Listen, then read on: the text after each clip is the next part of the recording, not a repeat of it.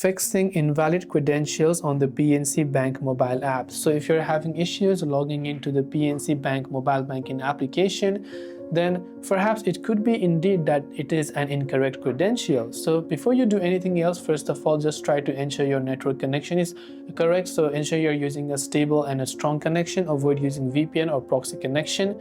When you're on the sign-in page, ensure that the user ID and the password associated with your mobile banking is correct. In case you've happened to forget your user ID or password, then you can tap on the forgot user ID or password button over here. And when you've done that, if you forgot your user ID, you can select your other bank account details. If you forgot your password, you can make sure to do that. So if you know your user ID but forgot password, tap on yes, enter your user ID. But if you forgot your user ID also, then tap on no, and you have to use a couple of your details to verify identity, like a social security number, ITIN, employee identification number, and so on. So hope this video helped you out. Thanks for watching, and do subscribe for more tips and tutorials such as these.